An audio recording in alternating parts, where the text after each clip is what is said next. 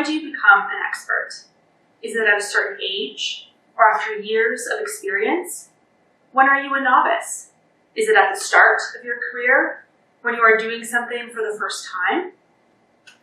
I had the unique privilege of graduating from a highly specialized program that grooms you for a specific career track with specific skills. I am a pharmacist. I'm a medication expert. But how does this happen? One day I'm training under the direct supervision of an expert, and the next day I am the expert. The expert who is expected to direct a team, to make decisions independently, decisions that impact the well-being of patients. During my years as a student, I developed a strong passion for working with marginalized populations, those living with homelessness, mental health conditions, and substance use disorders.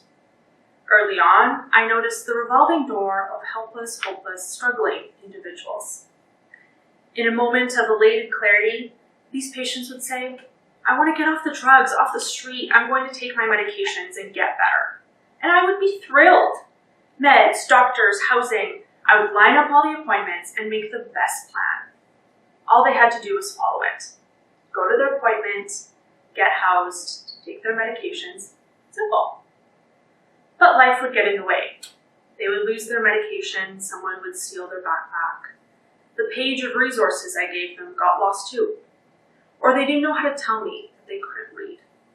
They would numb the pain, the cold, try to forget the things that they would see, descending further into chaotic life. And they would lose track of time. Or after a sleepless winter night on the street, they would find shelter and some warmth and sleep through their daytime appointments. Frostbitten, beaten down, frustrated with themselves and the world, they would walk back through my door, looking years older in just a few months. And we would start again. A little less optimistic this time as I realized how little I could do and how large a role someone's basic needs played in my ability to do my job. It was easy to get frustrated, to get burnt out. And this happens often in healthcare, especially in inner city practice. Lazy, hopeless, lost cause. These are labels often used for these patients. They help us ease our feeling of failure when our perfect plans don't work.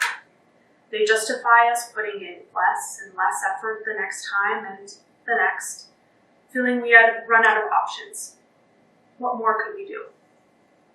So, when I graduated, I took a risk. I wanted to bridge the gap that I knew existed for these patients. This led myself and fellow colleague Essie Salkangas to create a program to help these complex patients manage their health and get the support that they needed. A service that met them where they were at. Our aim was to reach those who had exhausted all other options. The ones who were too difficult, who didn't connect, who maybe lost hope in themselves. We successfully created a program that today offers health, medication, and social support to some of Edmonton's most vulnerable people. Not only does this multidisciplinary team manage all of our patients' health needs, but we also support them in getting housed, accessing food, and any other social supports they require for themselves and their families. But when we started this program, I can confidently say that we had no idea what we were doing. Two new pharmacy grads stepping out from behind the counter to connect with people who were not connecting. We spent many late nights dreaming up the perfect program, describing the patients we'd get referred, strategy, risk, the impact it would all have. Many people questioned why. Why are pharmacists doing this? It was not a conventional approach. But we didn't see ourselves as just pharmacists creating a program. We saw ourselves as two individuals who identified a need and who were passionate, who wanted to do more. Our biggest learnings did not come from the literature or our colleagues in the field. They came from our patients. What I've always loved most about working in the inner city is that they will tell it like it is. One of our early patients, after putting up with our relentless efforts to connect with her daily, asked, "So all you do is bring me my meds?" We could have just said yes and educated her on how important medication adherence was, how much her health would improve as a result. But somehow, in that moment, a yes felt empty and disappointing. She didn't have a roof over her head, no idea where her next meal would come from. She had kids, but wasn't allowed to see them. She would call us to meet at a corner store or laundromat, wherever she could find a phone. Sometimes when the voices in her head got too loud, she would forget to call. And we would drive up and down the streets we knew she worked, hoping to find her, hoping that she was safe. She was just trying to survive. And here we were, promising to help, but only helping in the ways we felt comfortable. We realized that although we were experts in medication management, adherence strategies, well-versed in health assessment, we were novice in our perceptions of what needs were most important to our patients. We had created a service based on our expert opinion. We had a narrow health and medication focus that was completely naive to the complexities of our patients' lives. And they, the experts in their needs, were calling us out on it. So all you do is bring me my meds? So instead of saying yes, we said no. And so our journey began.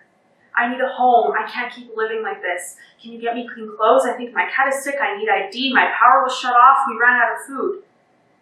We acknowledged that we may not have the answer right then and there, but we would pick up the phone and start calling. We leaned on experts we knew from many amazing services within this city. We called and questioned. We encountered barriers that surprised us. Why is it this hard to get food?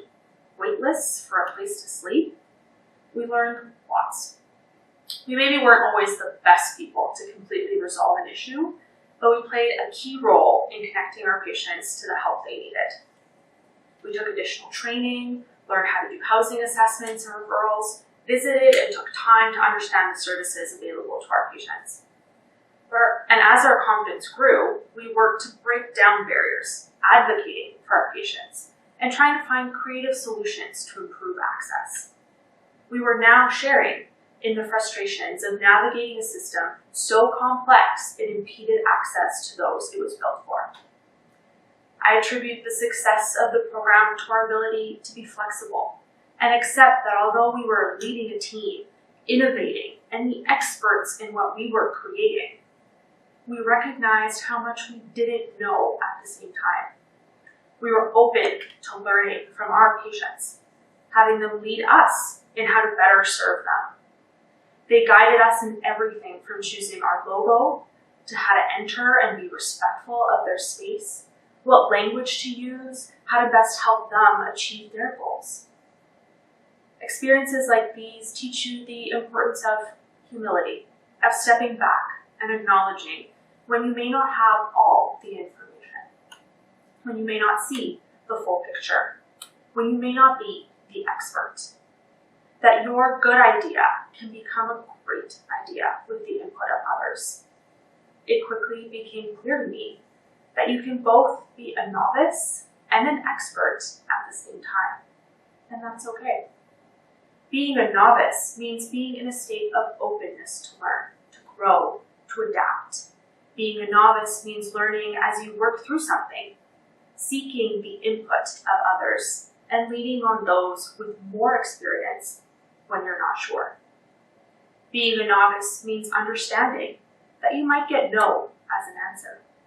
But all of these traits also describe an adaptive and open-minded expert. Someone who is not too proud or rigid in their expertise to acknowledge that there's room to grow and evolve. Being an expert also means that you might get no as an answer, but now you have the confidence to know that you don't have to accept it. Perhaps the best experts are not those who are older and wiser, but those who embrace opportunities to be a novice at the same time.